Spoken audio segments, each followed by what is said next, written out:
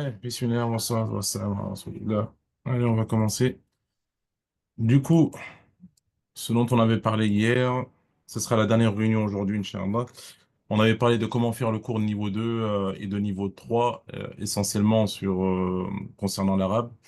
On avait parlé rapidement d'éducation islamique et du Coran également. Euh, Toc, toc, toc, toc. On va revenir en détail un peu sur l'éducation islamique. Il y a quelqu'un qui n'a pas coupé le son. Je vais les couper. Tac, voilà, c'est bon. Donc, on va parler en détail de comment faire le cours d'éducation islamique et de Coran et parler du reste. Et on aura fini pour aujourd'hui. Et on aura fini, Inch'Allah, normalement, cette séance-là. Donc, n'hésitez pas, comme d'habitude, à poser vos questions si vous avez des questions. Vous pouvez me les écrire directement sur le chat. Je les verrai, Inch'Allah. Ou vous pouvez prendre la parole, Inch'Allah. Allez, bismillah. Allons-y, commençons pour pas perdre de temps. Donc, le cours d'éducation islamique. Je vais reprendre mon document. Le cours d'éducation islamique. Je vous disais que le cours d'éducation islamique, il se prépare en amont. Vous pouvez pas venir en classe et décider comme ça d'un coup voilà. Imaginons que je vais faire la leçon sur Allah. Bah tiens, j'avais pas prévu, mais je vais hop, hop, hop. Par exemple, imaginons que tac, tac, tac. Je vais y aller. Bougez pas. Ah. Hmm. Imaginons que je vais faire hop le cours sur Allah. Hop. Puisqu'hier je vous parlais de ce cours-là. Voilà. Qui est Allah? Donc, il faut que j'essaie de comprendre les éléments de cette leçon-là. Je fais en sorte d'essayer de comprendre où est-ce qu'on veut en venir à travers cette leçon-là. Donc, on doit comprendre dans cette leçon, j'entends encore du son, quelqu'un n'a pas désactivé son micro. Euh, j'ai trouvé c'est qui? C'est bon. Donc, je vais faire en sorte d'essayer de comprendre cette leçon-là. Par exemple, là, on parle de Allah est notre créateur et Seigneur, donc on doit mettre l'accent sur Allah, c'est lui qui a tout créé. Allah, il est unique, on doit mettre l'accent sur ça. Allah, il est différent de ce que nous connaissons, donc on doit mettre l'accent sur ça. Il n'est pas comme une créature, donc il n'a ni père, ni mère, ni enfant, etc. Et ça, c'est des notions, parfois, vous vous dites c'est bête. Les enfants, ils connaissent ce genre de choses, mais Wallah, ils les connaissent pas. J'ai fait un cours juste avant les vacances dans une classe que je connaissais pas. Bah, il y a un enfant, il me demandait si Allah il a un papa ou une maman. Et l'enfant, il avait pas 5 ans ou 6 ans, hein. Il devait avoir 9 ou 10 ans ou même plus, hein. Donc voilà, c'est des notions, parfois ils peuvent vous paraître bêtes, mais Wallah, pour eux, ils connaissent pas. La base, ils connaissent pas. Donc il faut pas hésiter à donner ce genre de choses. Attendez, hop. Non, euh, Donc là, je vois que on doit mettre l'accent sur ça. Je dois voir que pour mieux connaître Allah, il a 99 noms, donc c'est OK sur ça. Donc Allah c'est tout, je dois mettre l'accent sur ça. Allah, il n'a pas besoin il nous donne tout ce que nous avons besoin de vivre, l'eau, la lumière, la nourriture, etc., etc. Allah, adorer Allah est la chose la plus précieuse dans la vie, donc je dois mettre l'accent sur ça. OK. Donc j'ai compris ce qu'on attend de moi à travers cette leçon-là. Donc, Bismillah, quand je vais venir l'expliquer aux enfants, hop, je vais non seulement leur expliquer des choses à l'oral, mais également je vais faire en sorte toujours mettre des éléments à l'écrit. Comme je vous avais dit, plus vous allez faire fonctionner de sens, plus ils vont retenir. Si vous simplement vous lisez dans votre livre, ça va pas le faire. Il faut dessiner, il faut écrire, voilà. Donc là, moi, par exemple, la leçon sur Allah, je vais faire en sorte d'écrire en arabe et je vais écrire en français, juste le titre, pour qu'ils apprennent à écrire Allah en arabe. Normalement, il n'y a rien de très compliqué, ils le voient pratiquement tout le temps. Donc, je vais mettre le titre, Allah, je vais mettre, hop, Allah en grand, et je vais résumer les différents points. Avant de commencer le cours, je vais tester un peu leur connaissance. Pourquoi je vous dis à chaque fois, il y a des enfants, ils me disent ceci, ou il y a des enfants, ils me disent cela. Pourquoi j'arrive à vous rapporter des anecdotes? C'est parce que justement, je leur pose des questions. J'essaie de comprendre où est-ce qu'ils en sont. Et ensuite, là, je corrige les éléments erronés. Parce que oui, il y a les éléments de la leçon qui sont bien et qu'il faut donner, mais également il faut écouter ce que les enfants ils disent. Parce que des fois, ils vont dire des erreurs qui sont énormes. Et il faut comprendre où est-ce qu'ils en sont au niveau de ces notions-là. Et je vais corriger ces éléments-là. Donc, ouais, je vais commencer par Allah. Je sais que dans la leçon, on parlait de créateur. Donc, je vais commencer à poser des questions aux enfants. Avant de faire le cours, je disais, je vais commencer à poser des questions et faire en sorte de tester leurs connaissances et rendre le cours un peu plus dynamique. Donc, qu'est-ce que vous connaissez sur Allah, les enfants? Donc, ils vont me dire des choses et moi, je vais écrire tout ce qu'ils vont me dire. Donc, ils vont me dire Allah, il est ceci, Allah, il est cela, Allah, il est ceci, Allah, il est cela, etc. Je vais écrire tout ce que les enfants ils vont me dire. Je vais leur dire, c'est très bien. C'est pratiquement ça. Et ensuite, je vais synthétiser, je vais réunir tout ce que eux ils veulent. Donc, n'hésitez pas à préparer ce genre de choses à la maison, ça peut être utile. Donc, je vais préparer tout ce que eux ils vont dire et tout ce que la leçon dit. Donc, je vais dire que Allah, déjà, première des choses, c'est le créateur. Hmm. Donc, je vais dire, il y a encore un son qui n'est pas Oui, désactivé. Ah, c'est bon, j'ai désactivé. S'il vous plaît, faites en sorte de désactiver votre son, barakallahu fikum. C'est le troisième que je désactive moi-même. Donc, je suis désolé, j'écris très mal avec la souris. Quoique, j'écris pas aussi bien au stylo, hein. Allah, il m'a pas doté d'une capacité, d'une belle écriture. Mais alhamdoulilah, chacun il a ses qualités. Donc, hmm, créa, voilà. Donc, Allah est le créateur. Donc, quand on donne une notion comme ça à un enfant, on ne dit pas Allah est le créateur et on passe. Non, il faut lui expliquer c'est quoi le créateur et donner des exemples pour qu'il comprenne ce que c'est. Parce que j'en suis sûr, il y en a, ils ne savent pas ce que c'est un créateur. Donc Allah, c'est un créateur. C'est-à-dire que c'est lui qui a créé, et là je peux faire par exemple des dessins ou écrire les arbres, la nature, il a créé le soleil, par exemple. Il a créé les êtres humains, il a créé les animaux. Je vais essayer de vous faire un mouton. Je fais ce que je peux. Et il a créé, bref, vous pouvez lister pas mal de choses, tout ce qui vous vient à la tête ou tout ce que les enfants ils vont dire. Il a créé la pluie, il a créé l'eau, il a créé la lumière, il a créé. Bref, vous faites toute la liste. Ensuite, ça fait comme un peu comme une espèce de carte mentale. Ensuite, Allah, on avait dit que, c'est vrai que j'aurais pu commencer par ça, il est unique. Ça veut dire quoi, unique? Ça semble simple, mais non, il faut expliquer ces notions-là. Donc ça veut dire que Allah, il est unique, c'est-à-dire il n'y a pas d'autre Allah, il n'y a pas d'autre personne qui pourrait ressembler à Allah. Il y a qu'un seul Dieu, et c'est Allah. Nous, on n'a rien à voir avec Allah. On est des êtres humains, on est des créatures. Et on ne peut pas se comparer à Allah. Allah, c'est une chose, et nous, on en est une autre. Allah, c'est le créateur, c'est celui qui donne, etc. Nous, on est des petites créatures. Allah, par exemple, et je leur donne des exemples. Allah, par exemple, entre nous et Allah, c'est quoi la différence? Nous, par exemple, on se fatigue. Ah, j'ai mal au dos. On a des douleurs. Ah, j'ai ceci. Ah, j'ai cela. Allah, lui, n'a pas de fatigue. Allah, lui, n'a pas de douleur. Allah, lui, moi, je suis né du ventre de ma maman et un jour, je vais mourir. Allah, il n'est jamais né. Il n'a pas de début et il n'a pas de fin. Allah, il est ceci. Moi, je suis cela. Moi, et ainsi de suite, et ainsi de suite. Je vais donner des différences pour qu'ils comprennent bien ces notions-là. S'ils comprennent toujours pas, en général, je le compare à quelque chose je leur donne des exemples assez bêtes pour qu'ils puissent comprendre. Je leur dis, par exemple, ils vont me dire, oui, mais comment ça se fait Allah, il est pas né, ou il meurt pas, ou des choses comme ça. Je lui dis parce que je vais leur répondre tout simplement, parce qu'Allah, il n'est pas comme moi. C'est ce que j'étais en train de t'expliquer. Par exemple, toi, est-ce que t'es comme une poule, par exemple?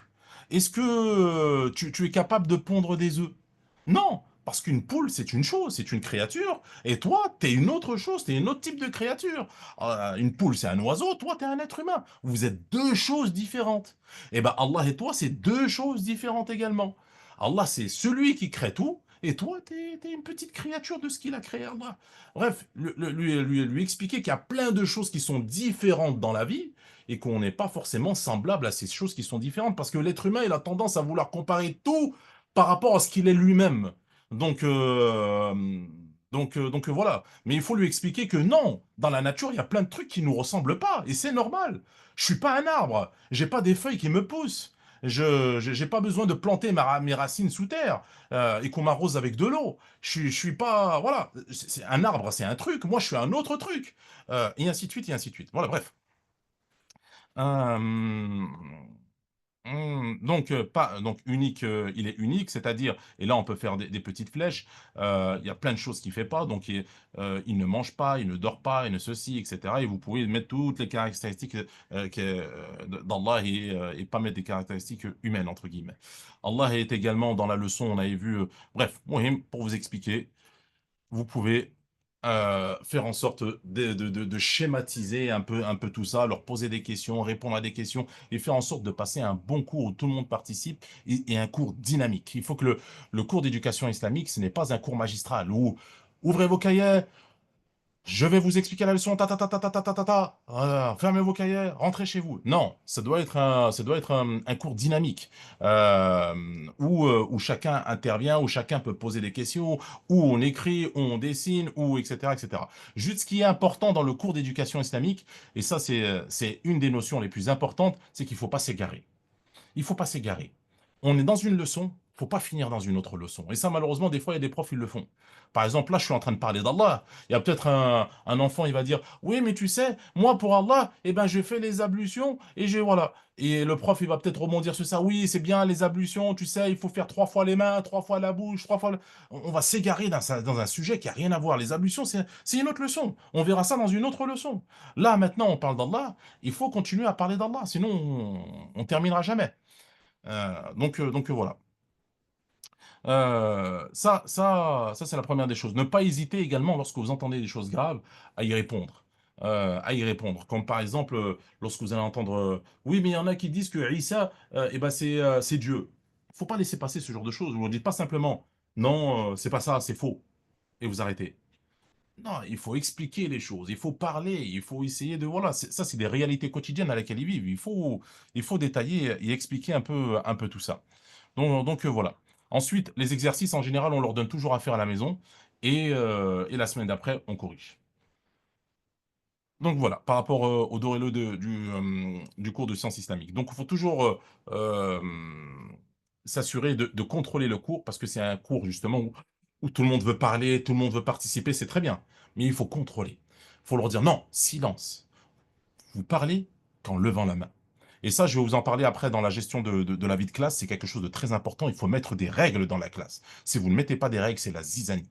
Même s'ils sont enthousiastes, même si c'est pour dire des choses bien, etc., etc. Donc non, non, voilà. Vous pouvez également, dans le cours d'éducation islamique,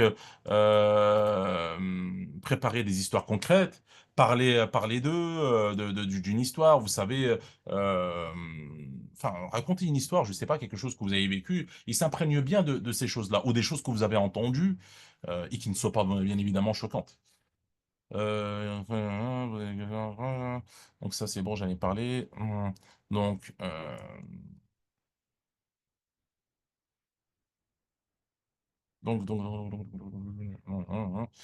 et ensuite, à la fin de la leçon, ce que vous pouvez faire, vous pouvez leur poser un petit quiz. Donc, poser des questions pour voir s'ils ont bien compris. S'ils sont capables de vous retransmettre l'information, eh ben, c'est qu'ils ont compris. Qu'alhamdoulilah, ils ont compris.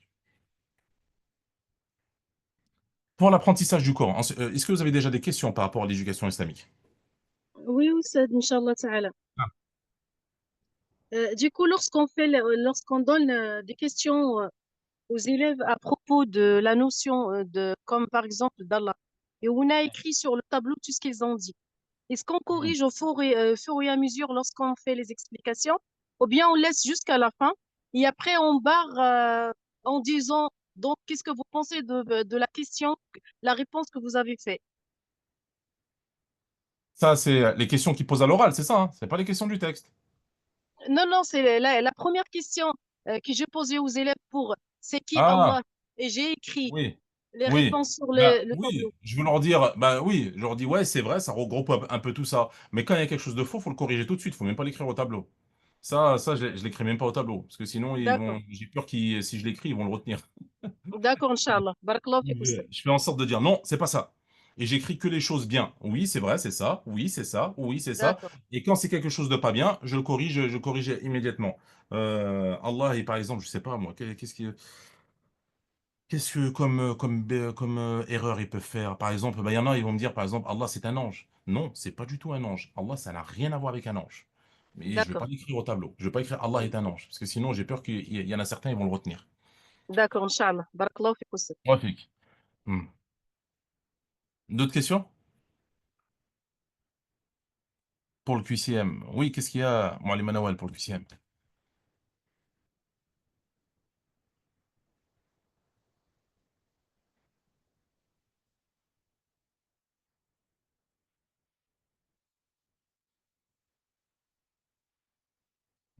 Non, j'ai pas d'autres questions apparemment. Allez, bismillah, on continue. Le QCM, non, il a à faire à la maison, celui qui est dans le livre. Et ensuite, vous le corrigez en classe lorsqu'il revient la semaine d'après. Vous prenez 5 minutes au début du cours et vous le corrigez. Mais il faut qu'il le fasse à la maison, ils en ont pour 5 minutes. Hmm. Ensuite, pour le Coran. Pour le Coran, comment faire pour l'apprendre? Donc, pour le Coran, c'est vrai que je ne sais pas. Où est-ce qu'il est? Où est-ce qu'il est? Où est-ce qu'il est? Non, non, non, non. Ah, c'est là. Donc, hop. Pour le Coran, comme je vous ai dit, à partir du niveau 2, normalement, ils savent lire, donc il faut le faire ensemble, il faut le faire ensemble au tableau. Il faut le lire avec eux, le répéter avec eux et faire le nécessaire avec eux. Pour les petits, c'est un peu plus compliqué. Vous faites ce que vous pouvez, vous répétez en classe, mais ça va vite fait se disperser. Donc, allez.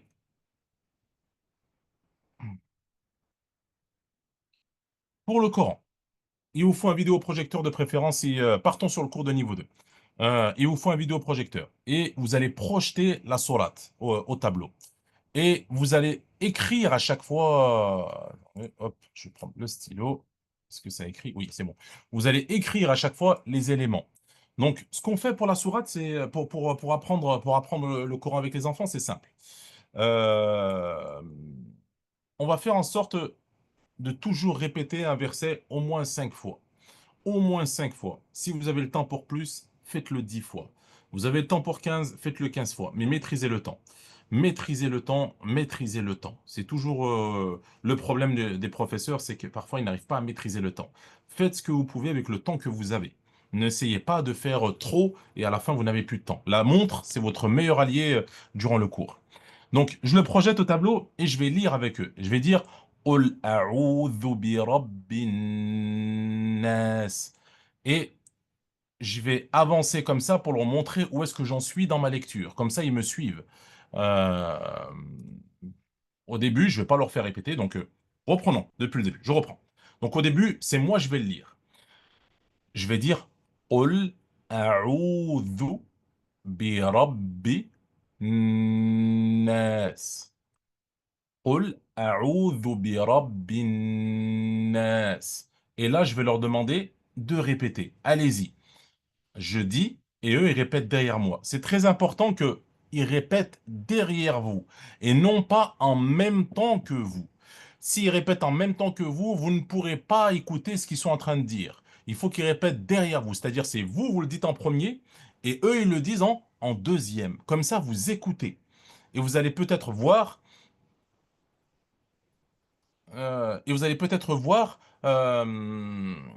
des petites fautes. Par exemple, il y en a beaucoup, ils vont faire cette faute-là. Ils vont dire قل أعوذ دو. Ils vont pas dire قل أعوذ. Ils vont dire قل أعوذ. Donc, il faut être attentif et écouter. Dès que vous entendez un qui dit قل أعوذ, et ben vous leur dites non, c'est pas dou. Regardez ici, c'est le vel. Donc, il faut faire attention. C'est dou. قل أعوذ dou. Vous insistez des fois sur les petites fautes que les enfants ils peuvent faire. Par exemple, là, il y a une shadda. Appuyez lorsqu'il y a une shadda. Donc, on va dire Qul a'udhu bi rabbi. B. B. On va rester dessus. B. Et ensuite, bien évidemment, expliquer les règles concernant la couleur. Donc là, on va dire que il y a la couleur verte. On va leur expliquer. comment fonctionne la couleur verte à chaque fois. On va leur donner les exemples, etc., etc. Euh, donc, ensuite, hop, hop, hop, hop, hop, hop, hop, hop. C'est bon, c'est bon. Donc, là, je vais répéter le premier verset et eux, ils vont répéter derrière moi. Je répète, ils répètent. Je répète, ils répètent. On va le faire au minimum 5 fois. Ensuite, une fois que c'est fait, je passe au deuxième verset. Et pareil, je le dis, ils répètent derrière moi. Et je leur explique les fautes. Je le dis, ils répètent derrière moi. Je le dis, ils répètent derrière moi. Je le dis, ils répètent derrière moi. Au moins, minimum 5 fois. Ensuite, on passe pas au troisième verset. Il faut lier le premier avec le deuxième. Donc, on fait les deux versets. 5 fois. Donc, je répète, il répète derrière moi. Qul a'udhu bi rabbin nas, malikin nas. Il répète derrière moi. Et ainsi de suite, et ainsi de suite. Ensuite, on peut passer au troisième verset. Après, on passe pas au quatrième verset. On va répéter le premier, le deuxième et le troisième. 5 fois. Ensuite, on peut passer au sixième verset. Et ensuite, on fait un, deux, sixième, le quatrième verset, pardon. Ensuite, on fait un, 2, 3, 4, 5 fois. Ensuite, on passe au cinquième verset, 5 fois. Et ensuite, on fait un, 2, 3 fois, un, 2, 3, 4, 5 fois. Ensuite, on passe au sixième verset. Et à la fin, voilà. Donc, voilà. Non, malheureusement, vous n'aurez pas le temps euh, de les faire passer les uns après les autres. Vous n'aurez pas le temps, malheureusement. Vous avez un peu moins d'1 heure pour tout ce qui est Coran. Et c'est vrai que vous n'aurez malheureusement pas le temps en termes d'apprentissage. Là, il faut qu'ils apprennent. C'est pas la récitation qu'ils vont vous faire. C'est voilà.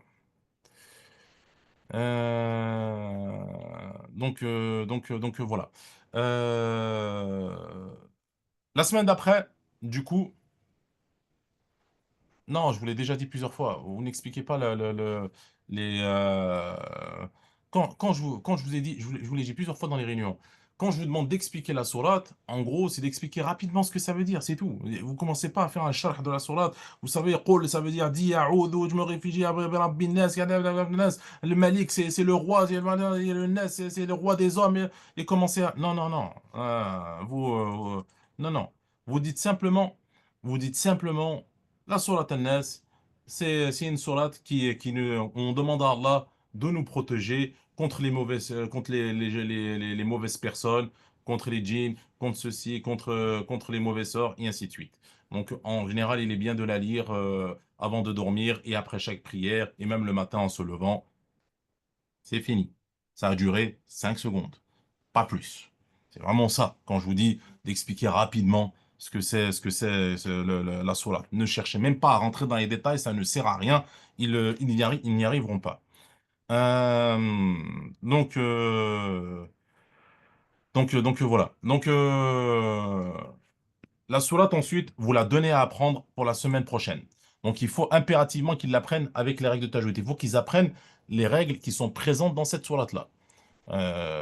Ensuite, la semaine d'après, donc pas dans la pause, comme je vous avais déjà dit, c'est là où il va falloir écouter les enfants vous réciter. Donc vous prenez leur mushaf et ils vont chacun dans leur tour vous réciter. Et pendant qu'ils vous récitent, eh ben, vous prenez leur mushaf et vous leur entourez leurs fautes, ou vous leur soulignez leurs fautes. Donc là, il a dit d'où je souligne ici. Euh, Là, il n'a pas fait la prolongation, je souligne ici. Là, ceci, je souligne ici. Là, il n'a pas fait ça. Là, il a dit soudour au lieu de sodour, je souligne ici. Et ainsi de suite, et ainsi de suite. Donc, je vais souligner toutes ces fautes. La semaine d'après, hein. C'est pas la semaine où j'ai expliqué. Donc là, j'ai fait le cours de Coran, je leur ai expliqué comment prononcer. Donc, je les laisse partir à la maison, ils le travaillent et ils viennent la semaine d'après. Et là, comme je vous l'ai dit, il me récite la sourate et voilà. Et ensuite, dès qu'il a fini de réciter la sourate, je vais lui expliquer ses fautes. Je vais dire, voilà là où tu as fait une faute, voilà là où tu as fait une faute, voilà, là tu dois dire comme ça, là tu dois dire comme ça, là c'est comme ça, là c'est comme ça, là c'est comme ça. C'est fini. C'est fini pour dès que vous avez fait passer tous les enfants sur Sourate An, c'est fini. Et ça va être le tour de la sourate suivante, la sourate Al-Falaq. Chaque sourate pour une séance. Oui, en général, on fait l'explication d'une sourate par séance. On fait pas plusieurs sourates dans une séance. On fait une sourate par séance. Euh,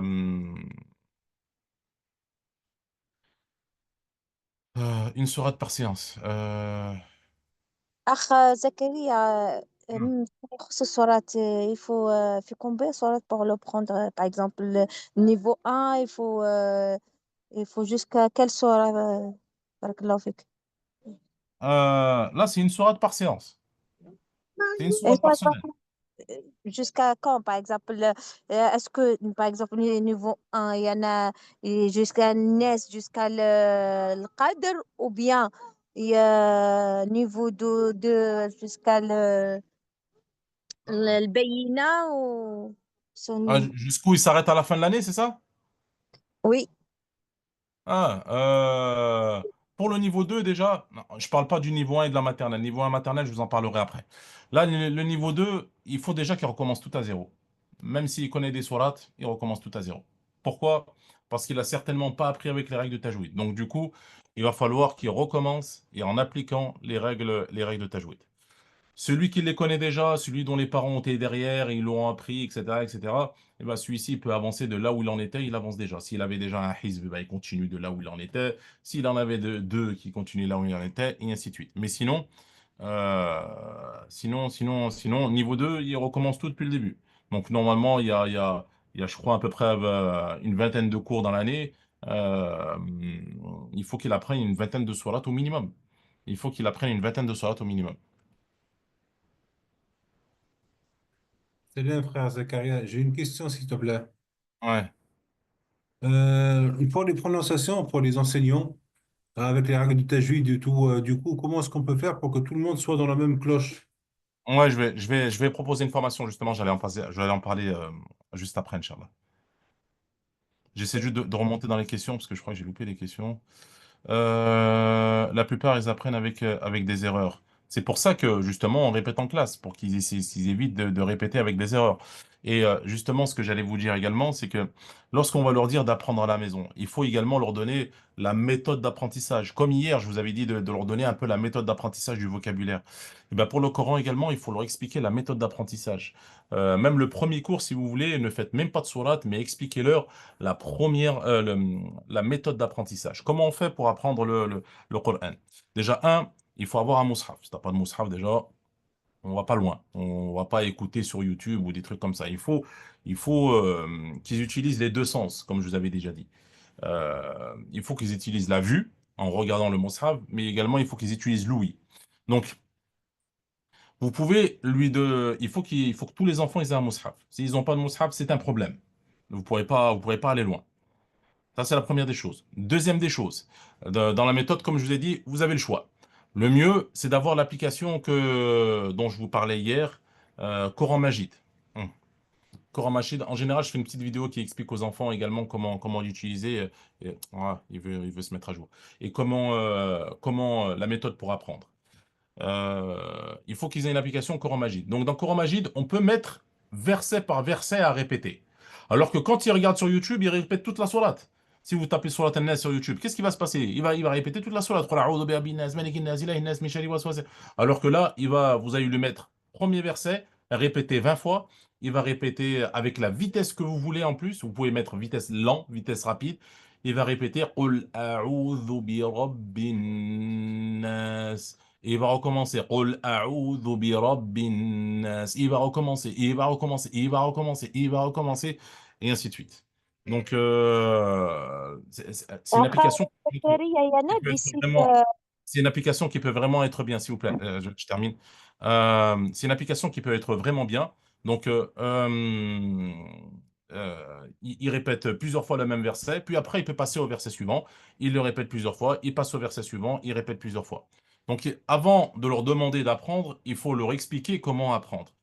Et leur donner des outils pour apprendre. Et c'est ça que je reproche parfois plusieurs fois à des professeurs. Ils me disent, ils apprennent rien, ils font rien, machin, etc. Mais est-ce que tu fais le nécessaire pour leur expliquer comment apprendre? Est-ce que tu fais le nécessaire pour leur expliquer comment, voilà. C'est comme si vous, demain, vous avez jamais enseigné, vous savez pas comment faire, vous savez, voilà, je vous prends dans une classe, je vous jette dans la classe et je vous dis, faites-leur apprendre, et après, je viens et je vous dis, non, pourquoi vous l'avez pas fait apprendre? Mais je vous ai même pas appris déjà à leur faire apprendre. Avant de juger votre travail, je devrais peut-être vous former à faire votre travail. Et ensuite, là, votre travail sera jugeable. Donc, c'est pareil pour des enfants. Vous ne pouvez pas exiger d'eux qu'ils font quelque chose que vous ne leur avez pas appris à faire. Et ça, il faut en être conscient. Donc, voilà. La première des choses que je fais, moi, toujours, c'est toujours de leur apprendre à apprendre. Et ensuite, on apprend. Ah, oui, il y avait quelqu'un qui posait une question.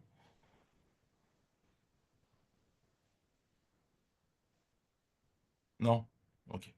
Donc, chocolat avec le fait que chaque sourate pour une séance. C'est moi, Euh, Akateria. En fait, ah, il y a une application sur YouTube spécialement pour les enfants. Tu peux envoyer par exemple un site ou les liens il y a des sourates sur YouTube et fait doucement avec bien le- les sourates. C'est très bien, vraiment. Ouais. ouais, je connais Si ces vidéos, mais on c'est peut, pas la même chose. Mais c'est pas la si même on peut chose. Moi, envoyer je par parle de quelque WhatsApp, par chose de exemple, plus poussé. on ne Mhm. peut pas envoyer, par exemple, le site et après, oui, à la classe, c'est d'autres choses pour qu'il n'oublie pas à la maison, c'est tout. Moi, je parle par rapport à la maison. Ouais, moi aussi, je parle de par rapport à la maison. Là, l'application, je parle par rapport à la maison aussi. Ouais. Euh, je disais, les vidéos, c'est bien, mais l'application, c'est encore mieux. C'est encore mieux, c'est beaucoup plus poussé parce que tu peux choisir le nombre de fois que tu veux. Il y a des enfants, ils ont besoin d'entendre la sourate 6 7 fois et ils ont compris. Mais il y en a d'autres, ils ont besoin de 20 fois. Il y en a d'autres, ils ont besoin de 30 fois. Des fois, ça peut aller trop rapidement. Des fois, voilà. Il faut faire en sorte de leur donner un outil, leur expliquer cet outil-là, comment il fonctionne et ils pourront bien travailler avec cet outil. Euh, L'application, c'est le meilleur. C'est le meilleur. Euh, Comme je vous dis, vous choisissez la sourate, vous choisissez le verset qui doit répéter, le nombre de fois, la vitesse, voilà, vraiment, il y a des réglages, ils sont vraiment très bien. Machallah, des choses qu'on ne peut pas faire avec YouTube. YouTube, ce qu'il y a dans la vidéo, c'est ce qu'il y a dans la vidéo. Tu peux pas le régler. Mais c'est bien pour pour les petits enfants, pour les maternelles, les niveaux 1, etc. Mais en niveau 2 il faut qu'ils apprennent à être un peu plus autonomes. Et l'application, ça les apprend à être plus autonomes.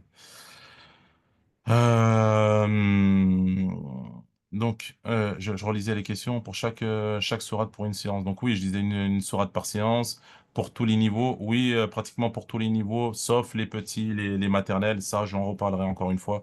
Là, je parle de niveau 2 et plus. Peut-on réviser? On peut réviser plusieurs sourates par séance. Vaut mieux faire une sourate et la faire correctement, faire en sorte qu'il la lise au tableau plutôt que d'essayer de faire plusieurs sourates en même temps et au final, comme je vous l'avais dit, au final, à essayer de faire plusieurs choses, au final, on fait rien.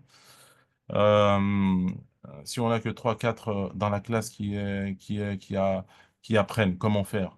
Euh, on va voir après. On va voir après pour ceux qui font pas leur travail. On va parler des sanctions voilà. Donc c'est maintenant j'ai du retard, ok.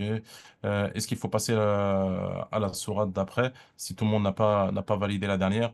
Donc oui, effectivement, parfois vous avez 13 élèves dans une classe. Il y en a peut-être 12 11 voire 10 qui l'ont appris. Vous passez à la soirée suivante. Vous n'allez pas attendre les trois retardataires. Les trois retardataires, ils sont en retard. Ils se débrouillent. Ils essaient de rattraper le train. Mais si vous attendez à chaque fois que tout le monde ait appris, euh, vous, vous, vous, vous serez encore à NES en milieu d'année. Euh, Malheureusement.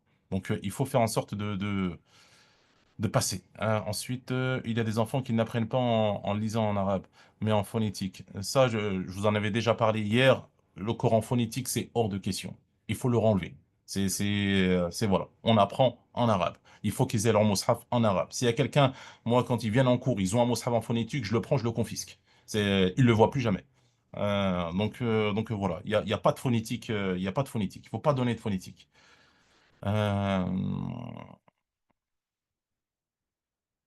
Encore une fois, je ne parle pas des maternelles ou des niveaux 1. Là, je parle des niveaux 2 et plus, ceux qui savent lire.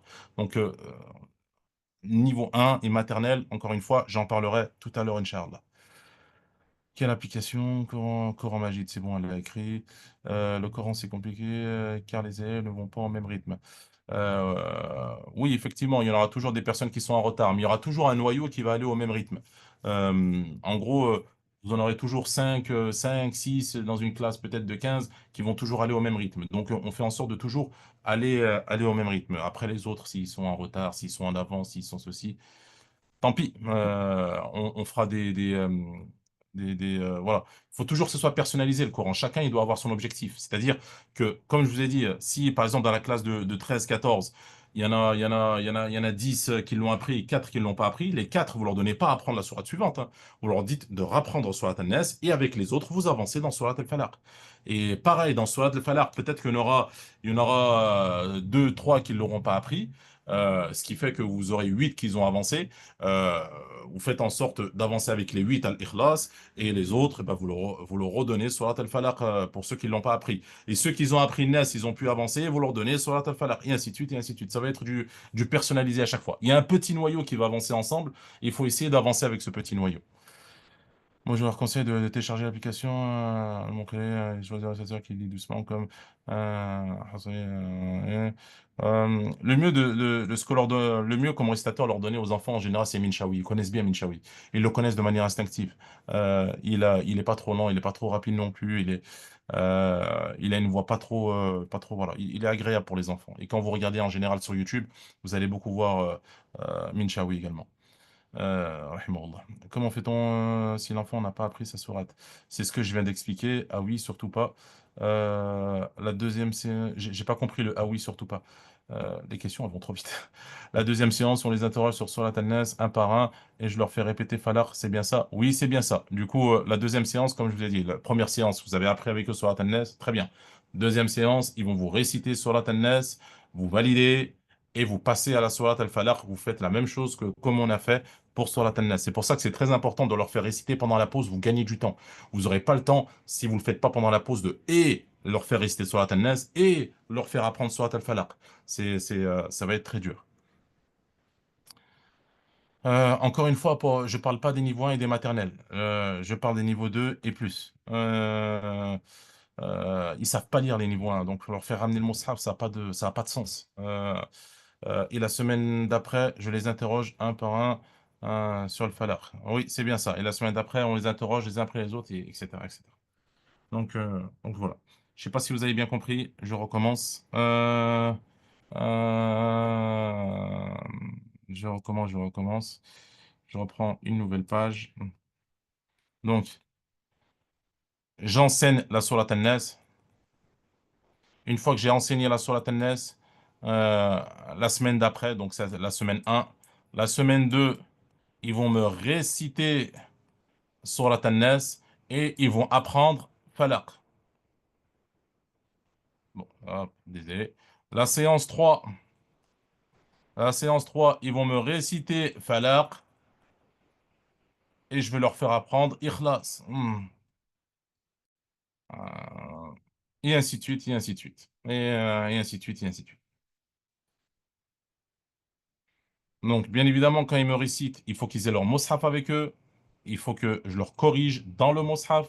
Et il faut en sorte de se corriger à la maison. Donc, donc voilà. Donc, voilà.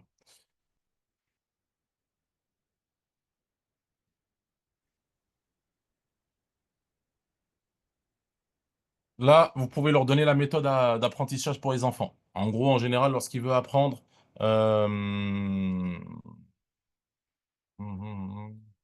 donc, attends, c'est où? Donc, ils doivent réciter entre 10 et 50 fois pour habituer la langue au son arabe. Donc, on dit Qul a'udhu bi rabbin nas, Qul a'udhu bi rabbin nas, Qul a'udhu bi rabbin nas. Quand ils sont à la maison, vous leur dites voilà comment vous faites. Vous allez écouter et le réciter à voix haute. Vous l'écoutez. Attends, ça commence ici, pardon. Ça commence ici. Écoutez attentivement le verset au moins 5 fois. Donc, ils écoutent. Qul a'udhu bi rabbin nas, qul a'udhu bi rabbin nas, qul a'udhu bi rabbin- Il faut qu'ils l'entendent au moins 5 fois en utilisant l'application ou si vous voulez la vidéo YouTube. Et ensuite, regardez le verset en même temps pour l'associer à l'ouïe et la vue. Regardez le lire et le répéter. Qul a'udhu bi rabbin nas, qul a'udhu bi rabbin nas, qul a'udhu bi- Essayez de lire en même temps. Qul a'udhu bi rabbin nas, qul a'udhu bi rabbin nas, et ainsi de suite, et ainsi de suite. Ensuite, là, une fois qu'ils ont écouté ce verset et qu'ils ont lu le verset une dizaine de fois, maintenant, il faut réciter le verset à voix haute entre 10 et 50 fois. Donc, Qul a'udhu bi rabbin nas, qul a'udhu bi rabbin nas, qul a'udhu bi rabbin nas. Il faut qu'ils le récitent plusieurs fois. Ensuite, il ferme le Coran et il récite de mémoire au moins une quinzaine de fois. Qul a'udhu bi rabbin nas, qul a'udhu bi rabbin nas, qul a'udhu bi rabbin nas. Une quinzaine de fois. Ensuite, il vérifie dans le Mus'haf si ça correspond bien à ce qu'ils ont dit, à ce qui est écrit. Si c'est pas maîtrisé, s'il y a des erreurs, ils recommencent. Si c'est maîtrisé, ils peuvent passer au verset suivant. Et ainsi de suite, et ainsi de suite. Ensuite, ils vont faire, comme je vous avais dit, le verset numéro 2. Ensuite, ils vont faire le 1 plus 2. Ensuite, ils vont faire le 3. Ensuite, le 1, 2, 3. Ensuite, le quatrième verset. Ensuite, le 1, 2, 3, 4. Et ainsi de suite. Et ils vont avancer comme ça. Donc, est-ce que vous avez des questions par rapport à ça? Tout le monde ne sera pas à jour dans le Coran, hein. Je vous le dis, hein, tout le monde ne sera pas à jour. Tout le monde ne va pas jouer le jeu. Il y aura des personnes qui vont apprendre, il y aura des personnes qui sont en retard, il y a des personnes, voilà. Il faut avancer avec le noyau, comme je vous ai dit. Les autres, vous leur donnez leur objectif à apprendre. S'il y en a, il a encore un NES, redonnez-lui une NES, qu'ils l'apprennent. Les autres, il faut les faire avancer. Vous ne pouvez pas retarder ceux qui avancent pour attendre ceux qui sont en retard. Et vous ne pouvez pas demander à ceux qui sont en retard d'avancer comme ceux qui avancent. Donc voilà. Dans le carnet de liaison, vous avez une partie de suivi au niveau du Coran et c'est très important de la remplir. C'est cette partie-là.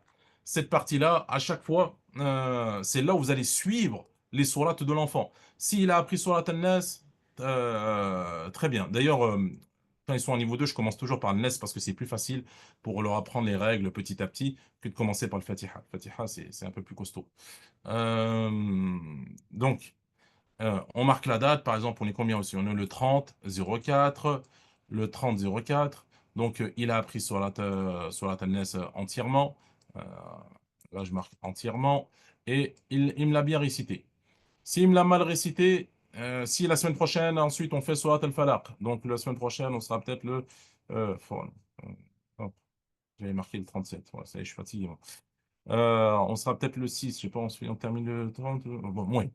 Imaginons, on sera le 6 la semaine prochaine, le 6-05. Pareil, il devait apprendre la sourate en entière et c'est vraiment moyen. Vraiment moyen.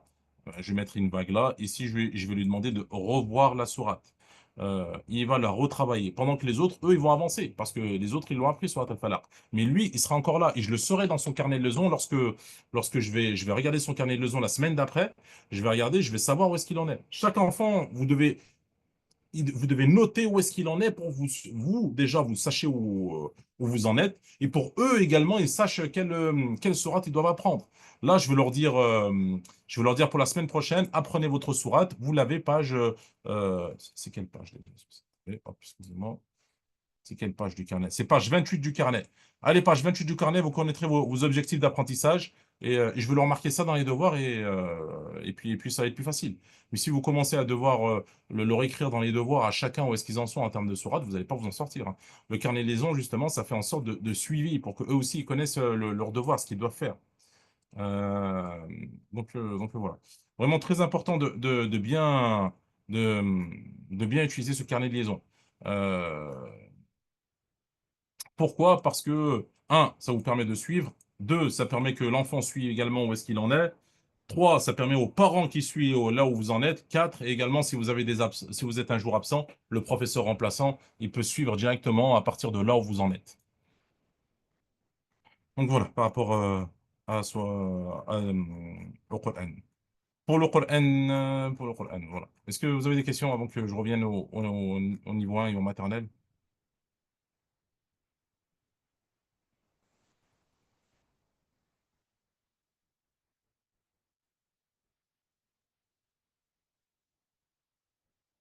Non, c'est bon? Allez, du coup, pour les niveaux 1 et maternels, en gros, pour le Coran, ils n'ont pas le même objectif. Vous l'avez dans le programme à chaque fois, leur objectif. Donc les maternelles en général, c'est une sourate par mois. Les nouveau c'est une sourate par semaine dans les petites sourates. Donc il va falloir essayer de répéter un peu avec eux rapidement, mais vous n'aurez pas le temps forcément de l'apprendre en classe malheureusement. Vous pouvez faire un pré-apprentissage, mais pas un apprentissage qui sera complet malheureusement. Je sais qu'il y a des parents qui vont vouloir que leur enfant ils apprennent à la mosquée, mais c'est tout simplement pas possible. Il faut qu'ils viennent toute la journée, qu'il aille, il les répète, il fasse que ça toute la journée. Mais on fait pas que ça dans le cours. Il faut qu'ils apprennent de l'arabe, il faut qu'ils apprennent de l'éducation islamique, il faut qu'ils apprennent de voilà. Ce qui est bien, c'est que toutes les mosquées devraient proposer également des cours de Coran en plus pour celui qui le souhaite. Et ils pourront se poser et répéter, répéter, répéter avec quelqu'un. Mais j'insiste.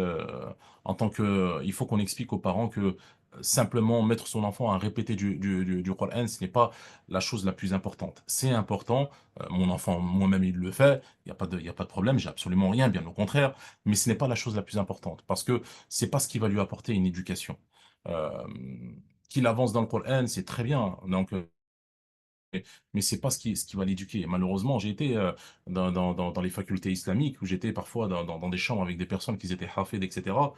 Wallahi, j'ai envie de vous dire, le comportement, c'était pas ça du tout, hein. Cette personne-là, j'aurais pas aimé que ce soit mon fils, hein. Il connaît rien de digne, il pratique rien de digne, il est tout le contraire de digne. Quand on dit que le prophète sallam c'était un Coran qui marchait, lui, c'était tout le contraire, hein. Vraiment, vraiment, voilà, je vous passerai certaines choses pour pas vous mais des fois, ça donne des situations assez ubuesques, hein, quand l'enfant il n'a pas d'éducation et en plus on lui donne comme responsabilité le Coran à, à porter. C'est c'est euh, c'est voilà. C'est plus hujjatun laka, mais hujjatun alayka après, hein. C'est voilà.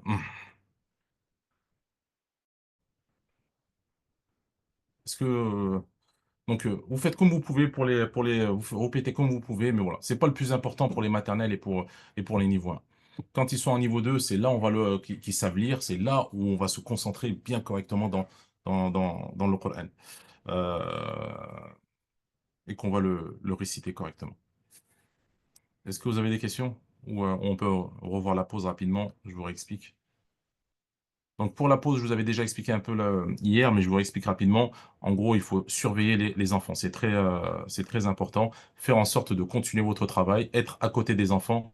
Trop souvent, je vois les professeurs qui laissent partir les enfants dehors et s'il y a un brouhaha pas possible, il y a parfois des bagarres, des insultes, Non, il faut les éduquer même dans la pause. C'est même un des moments les plus importants pour les éduquer.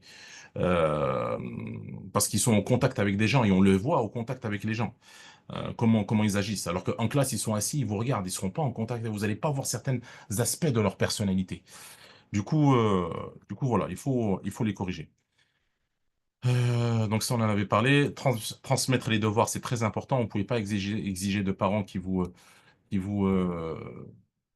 qui fassent des devoirs si vous leur donnez même pas les devoirs. Des fois, je vois des professeurs qui vont écrire des devoirs, mais on n'y comprend rien. Moi, en tant que parent, j'y comprendrai absolument rien. Faire le devoir d'arabe, c'est quoi le devoir d'arabe? Je- c'est quoi? Faire harful ba. Ok, faire le harful ba. C'est où harful ba? C'est où? Il faut donner des détails. Prendre ces pages qu'à 52 à 53. C'est ceci, c'est cela. Les parents ne sont pas avec vous dans la classe. Ils ne savent pas ce qu'il faut faire. Il faut être, il faut détailler. Il faut détailler pour qu'ils comprennent. S'ils comprennent rien, ils le feront pas, tout simplement. Des fois, j'arrive, enfin, j'ai envie de vous dire, voilà, ça m'est jamais arrivé, alhamdoulilah, mais des fois, quand mes enfants ils viennent, ils me disent, ouais, il faut que tu m'aides à l'école française, je vais regarder ce qu'ils vont faire. Prendre le classe rouge, faire la page 14, faire ceci, faire cela, c'est clair, et je le fais. Mais si je comprends rien, si faire ceci, faire cela, je vais chercher, ça va me foutre les affres, et puis je vais le poser, je vais pas le faire. C'est,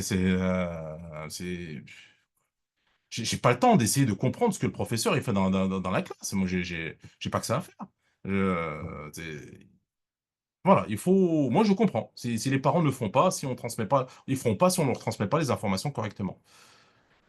هل يجب أن أكرر أركز على قواعد التجويد وهل تحتسب ضمن الامتحان euh, dans, dans, dans, dans, dans, Justement, c'est ce que j'ai expliqué tout à l'heure. Il faut expliquer les règles de tajwid. Quand vous êtes à Surat al-Nas, il faut expliquer justement les règles de tajwid, mais quand je veux dire expliquer les règles de tajwid, c'est simplement expliquer les couleurs. Il faut qu'ils maîtrisent les couleurs. Après, vous n'allez pas rentrer dans des détails, hein. Vous n'allez pas commencer à expliquer un nun sakina ou je ne sais quoi, etc.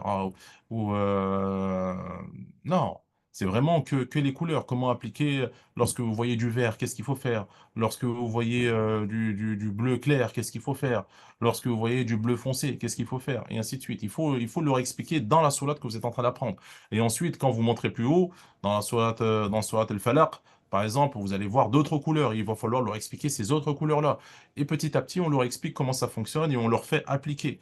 Et dans l'imtihan, bien évidemment, oui, il faudra vérifier s'ils font avec les règles de tajwid. Si vous récitent sans règles de tajwid, il n'y a rien. Parce que l'objectif, c'était de réciter avec les règles de tajwid. Donc celui qui vient sans règles de tajwid, ça sert à rien. Donc, voilà. Il ne faut pas leur accepter dès le début. Si vous leur acceptez qu'ils viennent vous réciter en classe sans règle de tajwid, ils viendront vous réciter à l'imtihan sans règle de tajwid. Enfin, voilà. Hmm.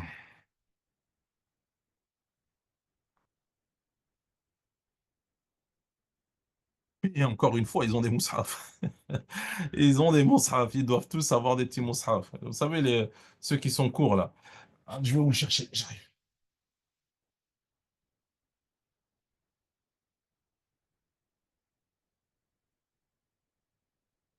Les petits, là, là où il y a juste juz amma dedans. Les petits juz amma, là, les petits comme ça, là. Et il faut qu'il y a dans ce mushaf, encore une fois, que l'arabe. Pas de français, pas de phonétique. Que l'arabe. Tout le Mais monde Oustel, doit c'est Mike savoir. Oustel. Avec le C'est à sam, partir niveau 2 hein, qu'ils ont les mashaf. c'est bien ça. C'est à Ah, voilà, partir très du bien. niveau 2. C'est bon? Très bien. Barakallahu fik Oustel. Ok.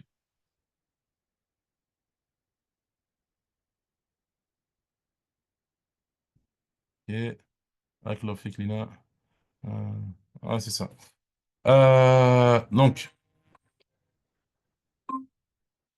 Euh, les carnets de liaison, je vous avais déjà expliqué un peu hier, mais c'est très important. Les carnets de liaison, il faut les prendre au sérieux. Euh, Lorsqu'ils font leur travail d'arabe, d'éducation islamique, de Coran, etc., il faut leur donner une étoile.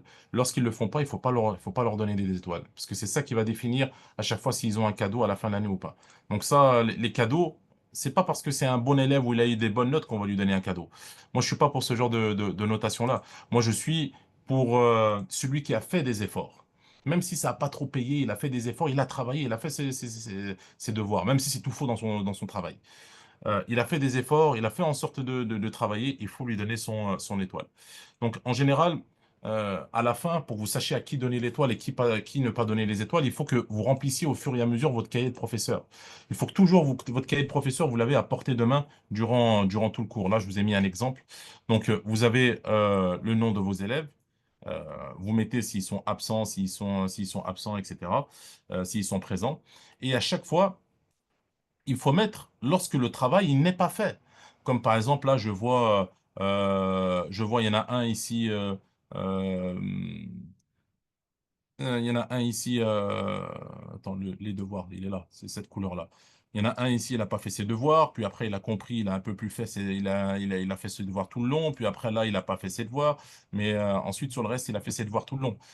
Il faut noter lorsque les devoirs, ils ne sont pas faits. Et noter également quel devoir n'est pas fait. Est-ce que c'est le devoir d'arabe? Est-ce que c'est le devoir d'éducation islamique? Est-ce que c'est le devoir de le Coran? Et ainsi de suite. Donc vraiment, faut faire en sorte de noter et noter les détails. Quel type de devoir n'est pas fait? C'est très important de noter. Un, comme ça, à la fin, quand vous allez donner les étoiles, vous savez que, par exemple, Ibrahim, il n'a pas fait son travail, tiens, je lui donne pas d'étoile ou je lui donne la moitié de l'étoile ou des choses comme ça. Vous allez vous retrouver rapidement. Ça, c'est la première des choses. Deuxième des choses également, lorsque vous allez avoir la rencontre parent-professeur, ils vont vous dire comment il est Ibrahim. Vous allez reprendre vos cahiers, vous allez regarder, vous allez dire Ibrahim, ben, il a un peu des problèmes parce que là, il est arrivé en retard, là, il n'a pas fait ses devoirs, là, il n'a pas fait ses devoirs, là, ceci, là, cela, etc. C'est très important de pouvoir justifier de ce genre de choses aux parents. Donc, sinon, il va vous mettre l'échec de son enfant sur le dos. Euh, Ça, voilà. Moi, je sais, par exemple, j'ai mon cahier de professeur pour une des classes que j'ai le samedi. Il y a des enfants, ils sont pratiquement toujours jamais là ou qui n'ont jamais fait leur devoir.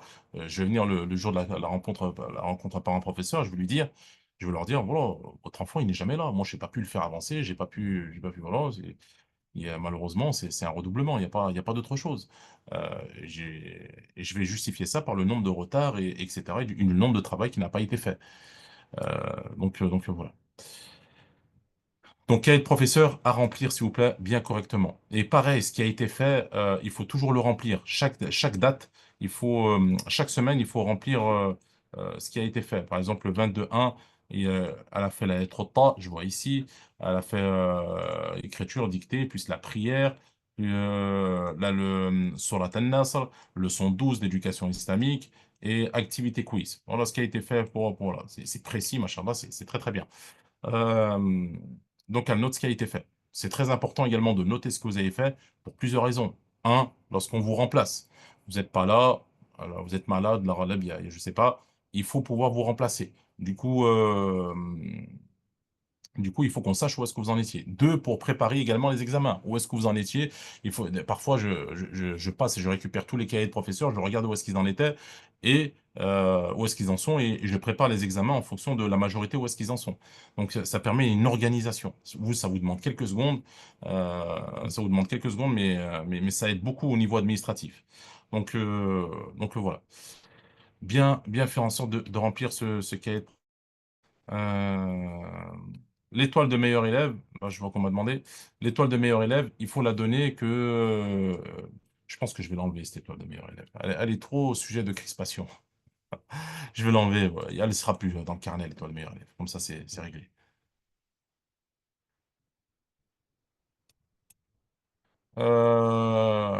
Inch'Allah, mais en fait, c'est vrai que moi, pourquoi je me basais sur les feutres, ça, tu sais, les surligneurs. C'est pour ça que c'est pas rouge, vert, bleu, noir. Je me basais sur les feutres euh, qu'on trouve en général. Quand ils vendent des paires de feutres, il y a le orange, il y a le jaune, il y a le violet, etc. Vous savez, ok.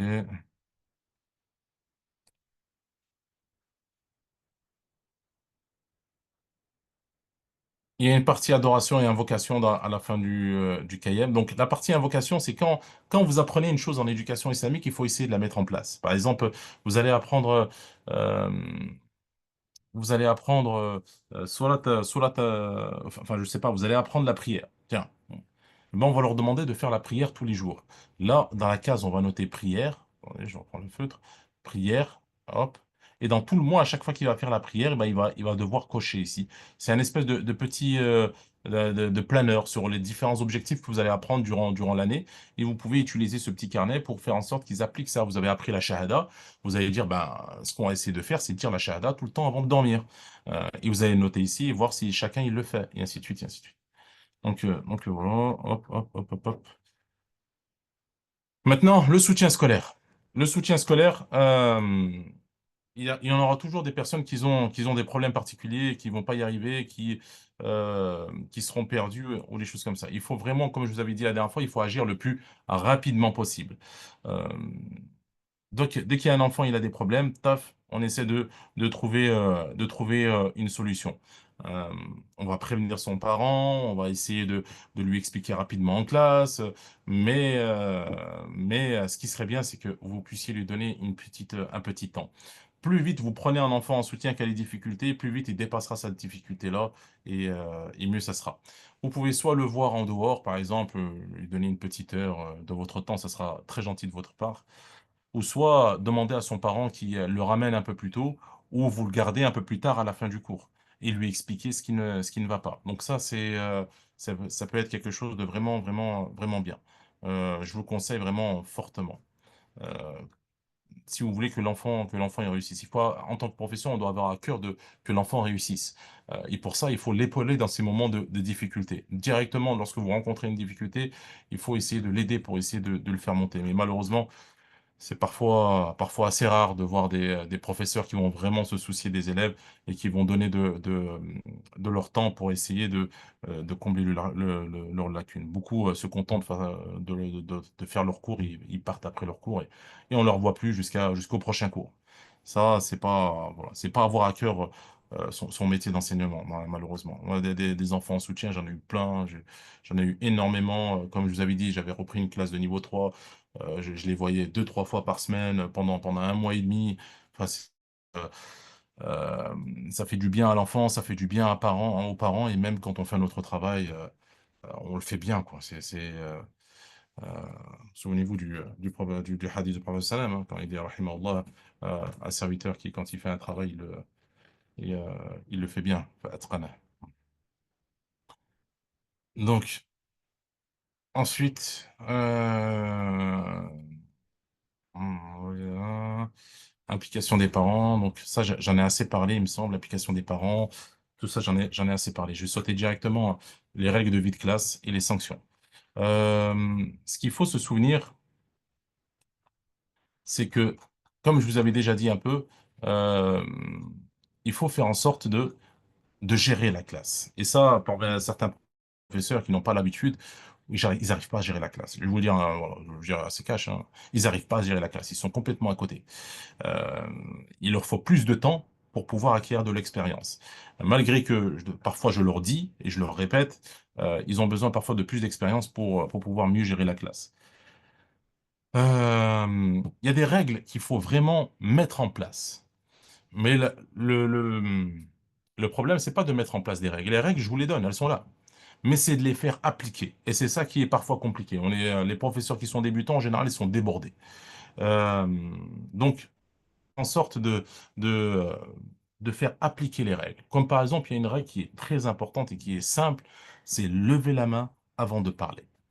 Si vous ne leur faites pas lever la main avant de parler, vous les autorisez à parler quand ils veulent, comme ils veulent, la manière dont ils veulent, etc., vous ne pourrez plus les maîtriser au bout d'un moment. Et quand ça va partir en cacahuète, vous allez leur dire taisez-vous ou calmez-vous ou silence s'il vous plaît ou des choses comme ça, ils vont pas vous écouter. Si vous leur donnez cette habitude, ils vont plus vous écouter au bout d'un moment. Et ça, c'est tout à fait normal. Lorsque l'enfant il sent qu'en face de lui, il a une personne qui n'a aucune autorité, il le mange. Il le mange complètement. Euh, et c'est tout à fait normal. Il faut faire en sorte de faire appliquer les autorités, cette autorité. Quand je dis être autoritaire, je ne parle pas d'être méchant, je ne parle pas de crier sur les élèves, je ne parle pas de les insulter, etc. D'ailleurs, je ne sais pas si je l'ai déjà dit, hein, mais normalement, toute personne qui insulte un élève ou qui frappe un élève, il doit être licencié immédiatement, il doit être viré tout de suite. Et ça, il y a même pas à parler là-dessus. En France, c'est complètement interdit. Frapper un enfant, vous pouvez être poursuivi en justice. Ça, je vous le dis de la part des parents. Il y a certains parents, ils vont pas se fouler. C'est-à-dire, j'ai déjà entendu des parents qui ont dit, je vais attaquer en justice telle mosquée. Donc, vous faites très attention à ce genre de choses. Vous mettez en danger la mosquée, vous mettez en danger vous-même. Il n'y a aucun besoin de frapper qui que ce soit ou de se battre avec qui que ce soit ou d'insulter qui que ce soit. Ça, personnellement, même pour mon propre enfant, hein. Il y a un professeur qui vient et qui frappe mon enfant à moi. Euh, bon, je vais pas m'énerver devant mon enfant. Mon enfant, je vais lui dire c'est bon, c'est pas grave, c'est normal, etc. Mais je vais aller vers le professeur, il va m'entendre. Il va m'entendre. Parce que, il y a d'autres moyens d'éducation que forcément frapper.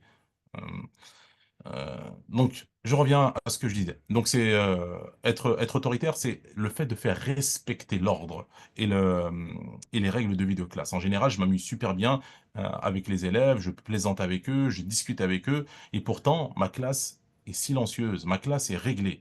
Pourquoi? Parce que je ne leur permets pas de faire certaines choses. Je ne leur permets pas de parler sans lever la main. Tu veux parler? Il n'y a pas de problème. Tu lèves la main. Si tu veux parler sans lever la main, t'attends la pause, on peut parler sans lever la main, on peut faire le chaos, il y a pas de problème. Mais à l'intérieur du cours, tu lèves la main lorsque tu veux parler. Euh, je vérifie également le travail, que le travail il est fait. Si vous vérifiez pas que le travail il est fait, eh ben, ils vont plus le faire.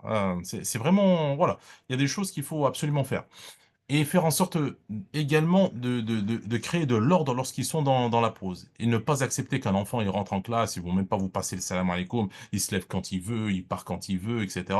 D'ailleurs, en parlant du salam, je comprends toujours pas qu'il y a des enfants qui viennent, ils rentrent dans la classe et ils disent bonjour. Enfin, on est dans une mosquée, dans une école musulmane, etc. La première des choses qu'on doit leur apprendre, c'est salam alaikum. Et ça, et les professeurs, ils le font toujours pas respecter. L'enfant, il vient, il lui dit bonjour, et le professeur, il va lui répondre bonjour. Vous savez pas, là, le climat de salam, salam alaikum, ça fait partie de notre religion. C'est un des facteurs importants de notre religion. Je vous laisse vous rapporter au hadith qui parle du salam. Il y a beaucoup de bénéfices pendant le salam. Faut pas accepter également que l'enfant vous manque de respect, qu'il vous appelle par votre prénom, ou des choses comme ça. En général, il doit vous appeler par votre titre, et ainsi de suite. Il faut pas accepter également qu'un enfant il fasse des choses qu'il ne ferait pas normalement. Il y a des choses qu'il faut pas accepter. Euh, donc voilà. Je reviens. Donc, ce cadre, il faut l'établir dès le début de l'année, dès le premier cours. Si vous ne l'établissez pas dès le premier cours, vous êtes foutu, vous êtes mort. Ils vont vous manger. C'est vraiment très important. Il faut l'établir dès le premier cours. Leur dire, il y a des règles dans la classe et je veux que vous le respectez. Il y en a un qui parle, non, je ne veux pas entendre ce que tu dis parce que tu n'as pas levé la main.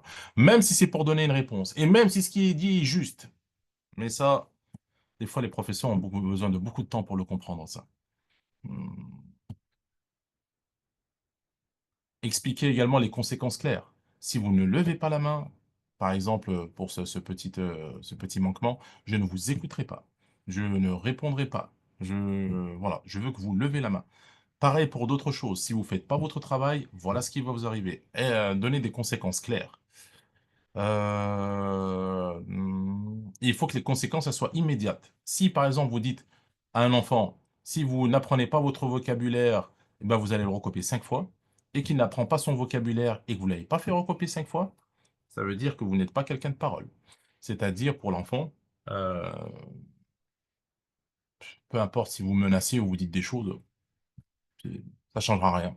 Ça, vous ne ferez pas de toute manière ce que vous allez vous dire. Et peu importe ce que vous allez vous dire, on ne peut pas vous croire. Donc, c'est ça que l'enfant va penser. Donc, j'essaie de passer rapidement. Il y a des pratiques qui sont contre-productives, ça sert à rien. Donc, comme par exemple crier tout le temps, euh, humilier ou ridiculiser l'élève. Alors là, si vous humiliez l'élève, voilà, étiqueter l'élève, par exemple, tu es un paresseux ou tu es un problème ou des choses comme ça aussi, c'est un problème. Sanctionner les élèves sans explication, ça sert à rien. Lui dire, t'es puni. Pourquoi je suis puni? Même vous savez même pas pourquoi vous le punissez. Vous avez attrapé le premier et vous l'avez puni. C'est pas comme ça. Il faut qu'il comprenne son erreur. C'est ça le principe de la punition. C'est lui dire, il y a eu une action, c'est la réaction derrière la punition, c'est la conséquence derrière la punition, et il va falloir réfléchir à cette, euh, à cette action que tu as fait à travers cette punition. Euh, mais s'il est puni, c'est même pas pourquoi, ça sert à rien. C'est pas. Ce que je vous disais hier, les réactions disproportionnées, c'est-à-dire on lui dit ouais, tu vas recopier 1000 fois. Violence physique, donc je vous ai expliqué, hein, c'est puni par la loi. Euh, donc il faut pas priver également l'enfant de besoins essentiels. T'as pas fait tes exercices, tu vas pas aux toilettes. Wow. Non, non, c'est pas comme ça. C'est humain de vouloir aller aux toilettes. On peut pas empêcher quelqu'un de vouloir aller aux toilettes. Enfin, voilà. Ou tu dois pas manger à la pause de goûter, ou tu vas pas à la pause. Non, c'est des besoins qui sont essentiels. Donc voilà, pour expliquer rapidement les règles de vie de classe. Ensuite, on a une échelle de sanctions, justement, je vais vous l'expliquer. Donc, l'échelle de sanctions, il faut distinguer deux choses, le comportement et le travail. Donc là, on va parler du comportement. Si l'élève ne fait pas son travail, donc là, je vous ai mis un résumé là, de 1 jusqu'à 10. Donc 1, il faut le rappeler à l'ordre verbal et suppression d'étoiles. Donc tu n'as pas fait ton travail, je ne vais pas te donner ton étoile. Et il faut lui parler calmement et lui expliquer, lui dire, voilà, tu pouvais faire ton travail. Pourquoi tu n'as pas fait ton travail? Il faut que tu te poses dans la semaine, tu fasses ceci, tu fasses cela, lui expliquer et faire en sorte de vous entendre et qu'il vous fasse la promesse de ne pas recommencer. Engagez l'enfant avec vous et une communication avec l'enfant. C'est pas, j'ai pas fait mon travail. Ok, ben, tant pis. Non, parlez-lui. Pourquoi t'as pas fait ton travail, mon grand? Mais tu sais que j'attendais que tu fasses ton travail, c'est pour toi, c'est pour que tu puisses apprendre. Tu as besoin de faire ton travail. Je veux que la prochaine fois, tu fasses ton travail. Vous regardez des yeux dans des yeux et vous, comment dire, euh, vous faites en sorte de lui faire comprendre que vous n'êtes pas content à travers une discussion simple. Pas besoin de crier. Non, mais tu devrais faire ton travail. Ça sert à rien. Une discussion simple, lui faire comprendre que vous voulez qu'il fasse son travail et qu'il doit faire son travail et que vous n'allez pas le laisser passer la prochaine fois s'il ne fait pas son travail. Simple.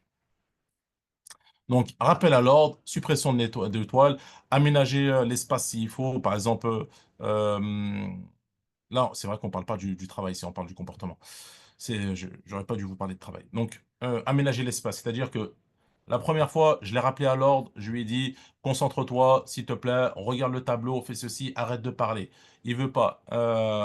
S'il a toujours pas compris, j'aménage l'espace j'aménage l'espace, c'est-à-dire que je vais le changer de place. Je vais le changer de place, je vais l'enlever à côté de la personne avec qui il est, je le mets devant moi s'il faut. Donc, il comprend toujours pas. Je vais prendre un temps avec lui, je vais discuter avec lui, je vais lui laisser un temps de réflexion dehors, à l'extérieur de la classe. Donc, il comprend toujours pas. Je vais lui écrire sur son carnet et je lui enlève son étoile du comportement. Il comprend toujours pas. Je vais l'exclure temporairement du cours. Je vais lui dire, voilà, pendant 15 minutes, je vais l'envoyer vers le directeur ou la secrétaire ou peu importe ce qui est à la mosquée. Va et tu parles avec lui. Il comprend toujours pas travail d'intérêt général ou tâches de réparation. En gros, tu n'as toujours pas compris que voilà, tu resteras à la fin du cours, tu vas nettoyer la classe avec moi et ça sera ta sanction parce que tu as eu un très mauvais comportement par exemple. Ça peut être autre chose. Rencontre avec le directeur. Donc là, c'est une réunion avec le directeur. Retenue hors de colle. Il a toujours pas compris.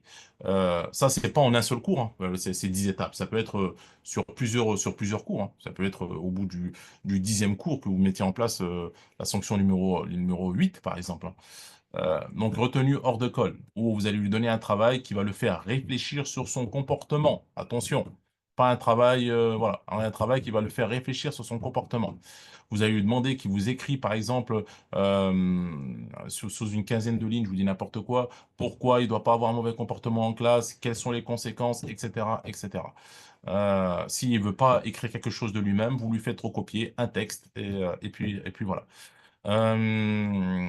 Rencontre avec la famille, si ça va toujours pas. Donc, exclusion temporaire de quelques jours et exclusion définitive si ça va toujours pas. Donc, vous avez les détails ici. Ensuite, c'est la même chose ici, mais cette fois-ci euh, pour le travail.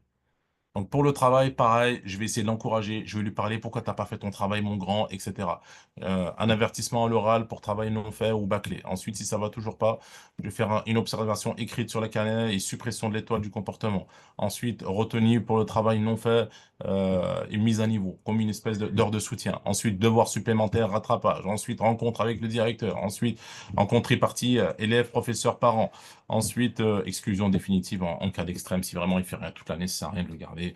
Vous allez perdre votre temps, il va perdre le sien. Ça sert à rien. Donc, mais bien évidemment, faut différencier les enfants à problème, euh, qu'ils ont des problèmes cognitifs et des enfants qui ne veulent pas travailler. Ce sont deux types d'enfants qui sont différents.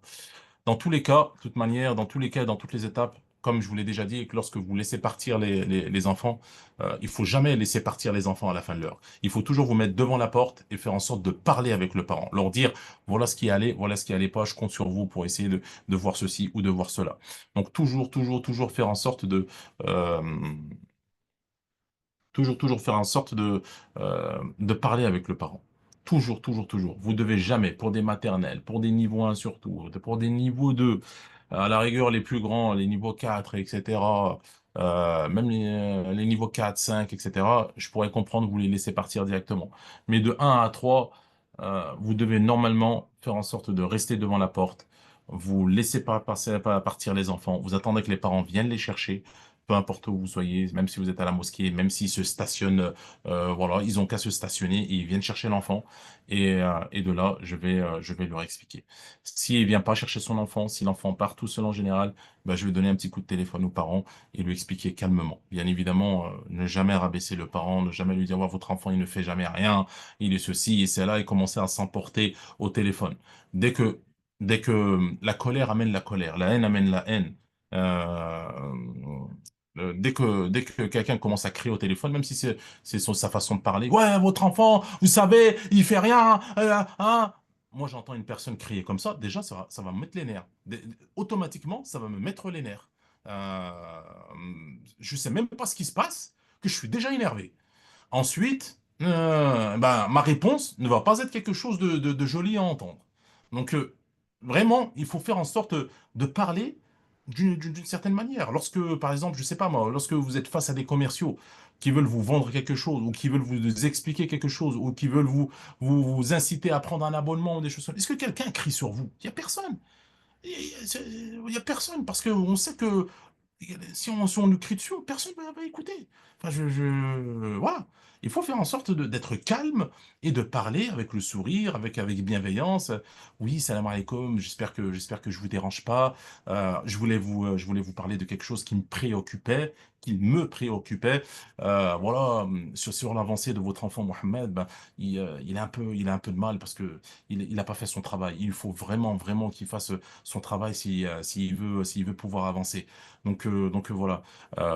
S'il n'a pas compris, il n'y a pas de souci, vous pouvez me dire, je peux vous donner un coup de main, mais il ne faut pas en tout cas laisser la situation comme ça. S'il continue à ne pas faire son travail, bah, dans quelques semaines, ça y est, il sera complètement perdu. Moi, je m'inquiète pour lui, je veux vraiment qu'il puisse avancer, je veux qu'il réussisse, il en est capable, c'est un garçon très intelligent. Donc, voilà, je compte vraiment sur vous, s'il vous plaît, si vous pouvez essayer de faire le nécessaire. N'hésitez pas à me contacter, je suis là, hein, si vous avez besoin de moi. Parlez comme ça, personne ne vous dira non. Mais ah, votre enfant ne fait pas votre travail. Moi, ça me fout les affres. Donc voilà. Voilà, pour être assez clair. C'est ça. C'est ça.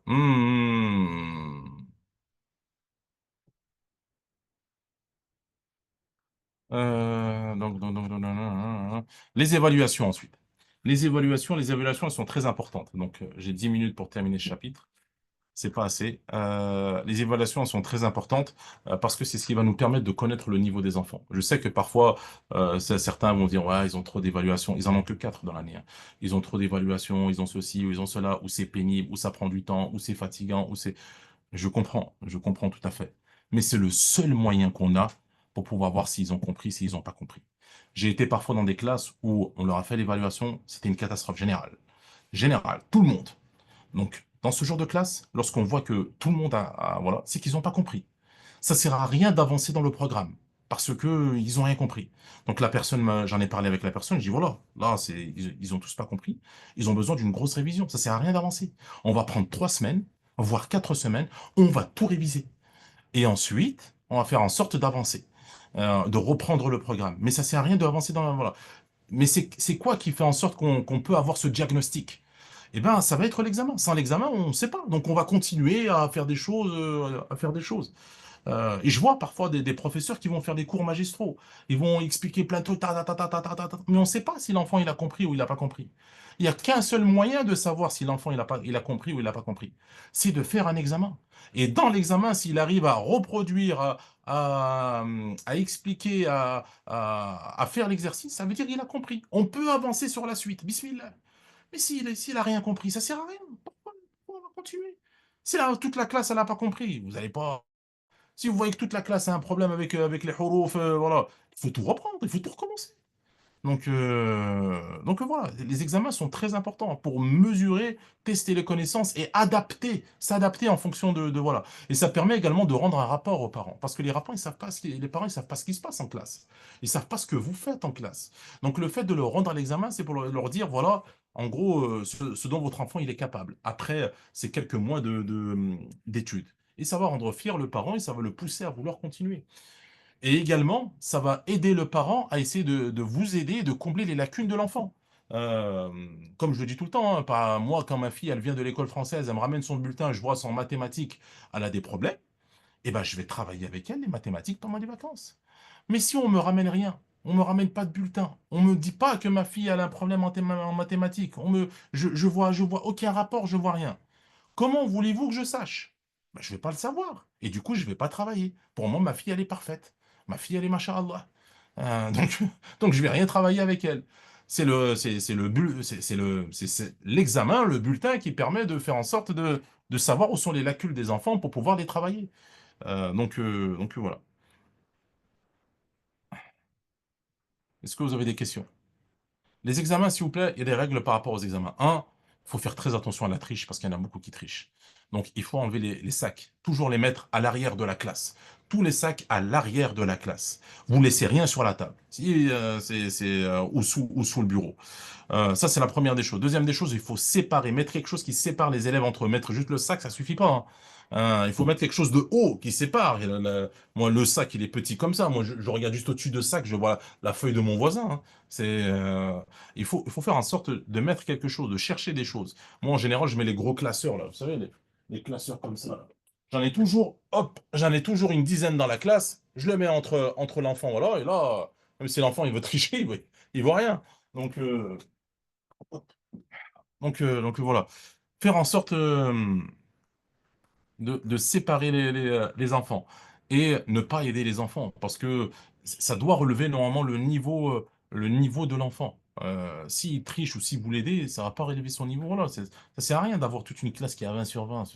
Ça n'a pas de sens. Ça n'a pas de sens. Il faut faire en sorte qu'on voit les lacunes et les points faibles des élèves pour qu'on puisse les corriger. En plus, si vous aidez tous les enfants, j'ai déjà eu une année, une classe où tout le monde, la professeure, elle a fait tricher tout le monde. Elle a fait tricher tout le monde. Tout le monde a eu des très bonnes notes. J'ai pris les examens de ces élèves, je les ai regardés, et j'ai vu que c'était pas possible. C'était pas possible, c'était pas le niveau de ces enfants. Il y avait des petits détails subtils qui montraient que toute la classe avait triché. Que toute la classe a triché. Toute cette classe-là, je l'ai fait redoubler. Parce qu'on ne voyait pas le niveau réel de l'enfant. Donc, donc voilà. Hmm. Vous avez le guide de notation, il faut bien noter de la manière dont je vous ai décrit. Vous avez un guide de notation ici. Si vous notez d'une autre manière, le problème c'est que on a plusieurs classes de niveau 1 et on va pas pouvoir les juger de manière équitable. Et à la fin de l'année, justement, on donne des médailles au premier, au deuxième, au troisième, etc. Ça sera pas juste. Ça sera pas juste pour les autres. C'est de l'injustice. Donc, ensuite, il faudra toujours écrire les notes dans le tableau Excel. En général, vous savez, si vous ne savez pas, bah, vous avez le guide ici. Et il y a des bulletins à la fin de l'année. Et il faut mettre des appréciations sur les bulletins. Il y a un guide également des appréciations sur comment mettre des appréciations. Donc, comme je vous l'ai dit, il faut y aller. Voilà, il faut toujours dire des choses positives pour ensuite aller vers le négatif, vers les choses à améliorer s'il y a du négatif. Mais voilà, il faut essayer toujours de soulever un point positif. Vous ne pouvez pas dire enfant, ça marche pas. Non, il faut toujours essayer de dire quelque chose de positif. Donc voilà, voilà. Ensuite, il y a le passage redoublement qui est très important. Ça sert à rien de faire passer des niveaux en niveau 2 des enfants de niveau 1 qui ne savent pas lire, qui n'ont pas réussi leur examen. Ils vont venir en niveau 2, ils vont vous déranger. Vous aurez une classe de 10 qui savent lire et de 4 qui ne savent pas lire. Vous allez faire quoi avec ces 4? Vous n'allez pas y arriver.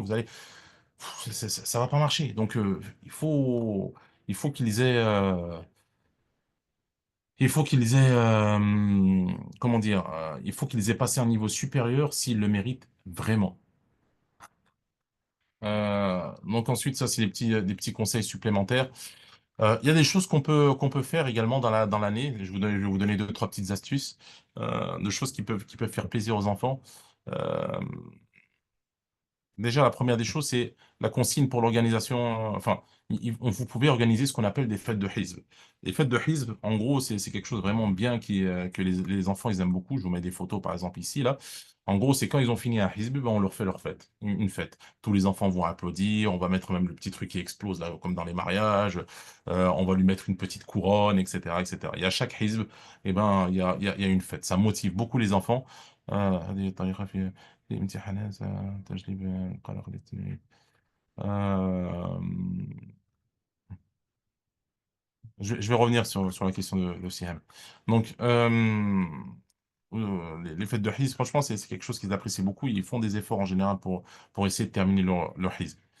Il y a également, il faut profiter de tous les événements de l'année pour faire des rappels, pour faire le Ramadan, par exemple, enfin, pour mettre en place des choses pendant le Ramadan. Par exemple, pourquoi pas des petites décorations, les inciter à pratiquer la religion, c'est-à-dire, je sais pas, ceux qui ils ont pas commencé la prière, à commencer la prière. En général, moi, je prends toujours le Ramadan comme top départ pour la prière. Comme ça ça les incite. Pourquoi pas lecture de Coran, etc. Mettre des choses en place, des petites choses d'adoration. Je vous rappelle que vous avez l'éducation de ces gosses entre les mains. N'hésitez pas à mettre des petites choses que vous voudriez voir chez vos enfants également dans ces petits. Il y a les Eid également. Vous pouvez faire en sorte que les élèves apportent un petit cadeau et s'échangent les cadeaux. Faire en sorte qu'ils apportent tous un goûter, manger ensemble. Pourquoi pas la naissance du prophète sallam, on peut faire en sorte de faire un rappel sur qui était le prophète alayhi salatu wassalam, les valeurs qu'il a apportées à l'humanité, etc. Pareil, Noël, et, pourquoi pas faire un rappel par rapport à Noël, lorsque c'est bientôt Noël, expliquer que c'est pas forcément, voilà, la naissance de Isa alayhi salam, c'est pas ceci, c'est pas cela, etc., etc. Halloween également, pourquoi pas faire un rappel. Mais quand vous faites des rappels, bien évidemment, dites pas haram, s'il vous plaît. Barakallahu fikum. Essayez d'expliquer, de faire en sorte d'utiliser des, des notions qui comprennent et voilà. Euh, vous connaissez la secte Boko Haram? Boko Haram, yani, il y a beaucoup de haram chez eux. Les enfants, parfois, ils sont dans il y a que des haram dans la religion. Il faut pas leur dire le mot haram, haram, haram, haram. Il faut leur expliquer, leur dire, nous, on ne boit pas de l'alcool parce que j'utilise même pas le kalima haram des fois en cours, hein. Vraiment, je leur dis, nous, on boit pas de l'alcool parce que c'est pas bon pour la santé, parce que ceci, Allah, il nous interdit ça, parce que cela, parce que. J'essaie d'expliquer et d'apporter les éléments. Je dis pas, ah, l'alcool, c'est haram!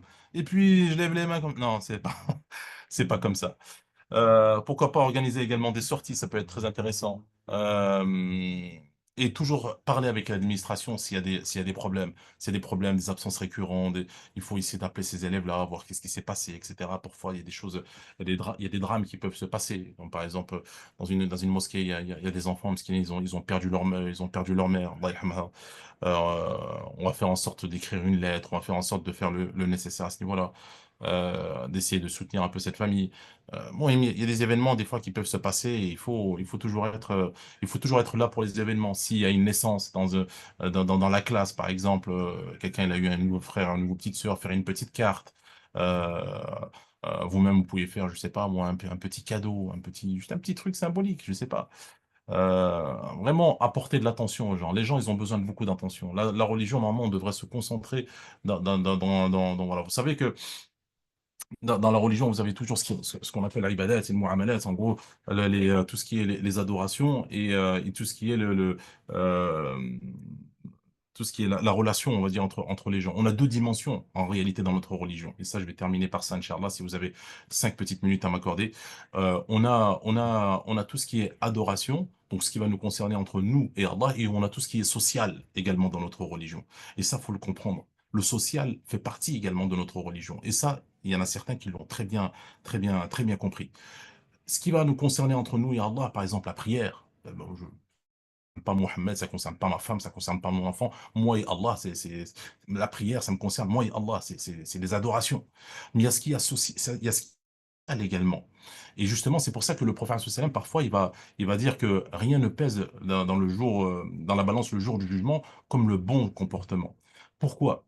Parce qu'à travers le bon comportement, il y a du social également. Quand vous bien traiter les gens, quand vous allez être poli avec les gens, quand vous allez apporter du bonheur aux gens, quand vous allez apporter de la bonté aux gens, quand vous allez bien vous comporter avec les gens, vous allez éviter de faire etc., etc. Bah, tout ça, c'est dans une dimension sociale. Et justement, ce que vous pouvez apporter dans cette dimension sociale, ça sera 1000 fois, 1 milliard de fois plus important que tous les prières surrogatoires que vous pouvez faire, que tous les jeûnes surrogatoires que vous pouvez faire, que tous les choses surrogatoires que vous pouvez faire. On a tendance à croire que tout ce qui est adoration, c'est ce qui est le plus top du top dans la religion. On a des obligations, et ça, on n'en parle pas. Je vous parle de tout ce qui est nawafil, etc. Euh, mais non, vous pouvez être dans une dimension sociale et apporter beaucoup plus à l'humanité que de prier toute la nuit, par exemple. Attention, je ne vous dis pas de prier toute la nuit. Enfin, je ne vous interdis pas de prier toute la nuit. Comprenez bien ce que j'essaie de vous dire. Donc, parce que pourquoi? Parce que lorsque vous allez prier, par exemple, toute la nuit, ça va faire du bien à qui? À vous-même, c'est tout. Vous et Allah, enfin, c'est une relation entre vous et Allah, ça va vous faire du bien qu'à vous-même. Vous allez avoir une dimension sociale et être bien avec le mujtama. Et ben là, ça va impacter qui? Et des dizaines, des centaines, des milliers de personnes.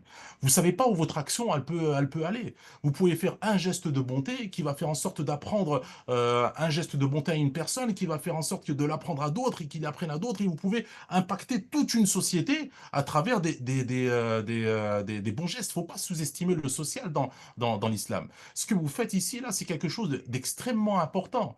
Et c'est pour ça que justement, le prophète, quand il en parle, il parle par exemple de sadaqa jariya, par exemple ce que vous allez laisser derrière vous, etc., en termes de savoir, en termes d'action.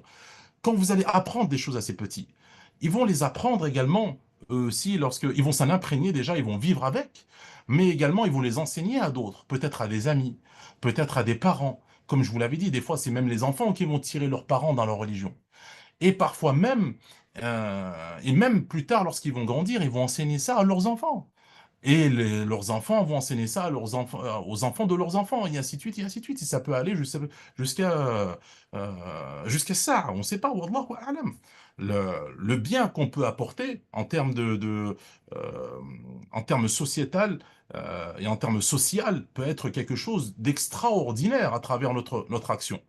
Euh, Si on fait bien cette action, wallahi, ça peut être une grosse sabab de notre entrée au paradis. Peut-être que chacun d'entre nous, on va se retrouver Yawm al-Qiyamah et Allah il va nous dire parce que tu as fait ceci ou cela à la mosquée, entre au paradis. C'est pas parce que tu as fait ta prière, voilà, voilà. Rentre au paradis. Je vous parle encore des nawafil, hein. C'est pas parce que tu as jeûné le lundi ou t'as ceci ou t'as cela ou t'as lu le Coran des fois ou ceci ou cela. Parce que tu as enseigné le bien, parce que tu as fait ceci, parce que tu as fait cela, parce que tu as impacté les gens autour de toi, parce que tu as ramené du bien dans cette société, dans ce pays, dans ces familles. Tu as été le sabab de la guidance, on va dire, de ces gens-là. Entre au paradis. On ne sait pas où est-ce que peuvent nous ramener ces actions. On demande à Allah qui nous accorde al-ikhlas, la sincérité, qui nous accorde également la guidée et qui nous accorde également la force de pouvoir supporter cette responsabilité. Allahumma amin. Donc, est-ce que vous avez des questions avant qu'on puisse terminer? Donc, j'ai plus rien à vous dire à ce niveau-là. Dans le livre, il vous restera juste les notions de secourisme. C'est quelque chose d'important à savoir. On ne sait jamais être face à des, à un problème. Juste, vous avez à la fin l'étape de formation. En général, c'est expliquer les enjeux de poste. C'est un peu ce qu'on vient de faire à travers ces 4 jours. Ensuite, il faut que la personne en gros, quand je dis il faut former une personne, il faut la former en 4 étapes. La première étape, c'est un peu la formation théorique, c'est ce qu'on vient de faire là. Deuxième étape, c'est qu'ils viennent observer en classe comment ça se passe. La troisième étape, c'est qu'ils viennent pratiquer ce qu'il a observé en classe. Donc, il peut venir observer une fois, deux fois, trois fois, quatre fois, cinq, autant de fois qu'il le veut, il n'y a pas de souci. Ensuite, ils viennent pratiquer ce qu'il a vu en classe. Et enfin, quatrième étape, eh ben, on le met dans une classe, mais on continue quand même à le suivre un peu, histoire qu'il prenne ses marques.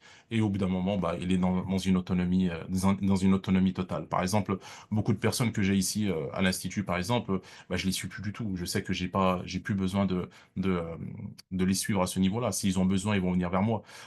Mais voilà. Ceux qui sont nouveaux, je fais en sorte de toujours les suivre, de voir ce qu'ils font, comment ils le font. Je viens leur dire comment ça s'est passé et et j'essaie d'aider au mieux. Mais une fois que la personne a pris de l'autonomie après, alhamdoulilah, je le laisse partir. Je le laisse plutôt évoluer tout seul. Donc voilà, est-ce que vous avez des questions particulières avant qu'on termine? Donc c'était la dernière formation. N'hésitez pas à me faire un retour, Inch'Allah, à travers le lien que je vous ai envoyé. Il faut simplement écrire le message et appuyer sur envoyer, c'est tout. N'hésitez pas également à me dire s'il y a des choses que vous n'arrivez pas. Encore une fois, hein, je suis pas là pour vous dire vous êtes bien, vous êtes pas bien, vous êtes ceci, vous êtes cela. Je suis là pour faire en sorte de vous aider à évoluer, que vous soyez mieux dans votre travail. Donc, faites en sorte de m'appeler. N'ayez pas peur. Je vois des fois certaines personnes, ils vont pas me demander à moi directement, ils vont essayer de demander à une autre personne, etc. Je sais pas, mais n'ayez pas peur de venir me parler. Je suis pas là euh, pour vous, pour vous, pour vous enfoncer ou pour vous faire du mal. Je suis là pour vous aider. Je suis là pour vraiment vous apporter de mon expérience. Nourrissez-vous de moi, en gros. Nourrissez-vous de moi. Donc voilà, toutes les personnes qui ont suivi les 4 étapes, Inch'Allah, que je vous avais dit, bon, on leur donnera une certification comme celle-ci. Donc on l'a envoyée en impression, on va la recevoir bientôt.